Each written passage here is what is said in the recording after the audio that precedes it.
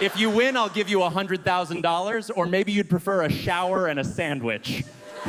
The host let out a loud laugh. The entire audience burst into laughter. Allison was standing in the middle of the stage, holding her old guitar against her chest. The tears wanted to come out, but she held them back. She took a deep breath and positioned her fingers on the strings. She played the first chord. The note came out shaky, but it came out. Suddenly, a man leaped onto the stage and violently smashed her guitar into pieces. He tried to jump back into the crowd, but was immediately tackled by security. Allison stood paralyzed in the middle of the stage, looking at the remains of her guitar. The audience exploded into even louder laughter. Backstage, Chloe and the other contestants were doubled over laughing. Mr. Sterling, the owner of the show, clapped from the judges' table, shouting, "Did you think we'd let a homeless loser sing on live national television?" Just then, a little girl walked out onto the stage, carrying her own guitar, and handed it to Allison.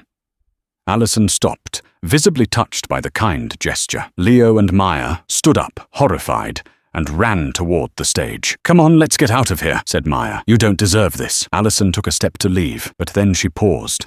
She thought of Toby, her magic man, street magician, who was probably watching from some bar window. Inspired by Toby's faith in her and the little girl's kindness, her resolve hardened. When the host saw her determination, he shrugged and gestured to the band, guessing he should let her sing. Allison turned to the audience and said with a firm voice, "I came here to sing, and that's what I'm going to do." All right, Allison, whenever you're ready.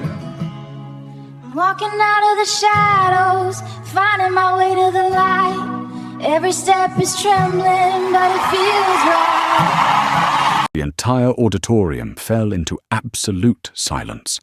When the song ended, no one moved.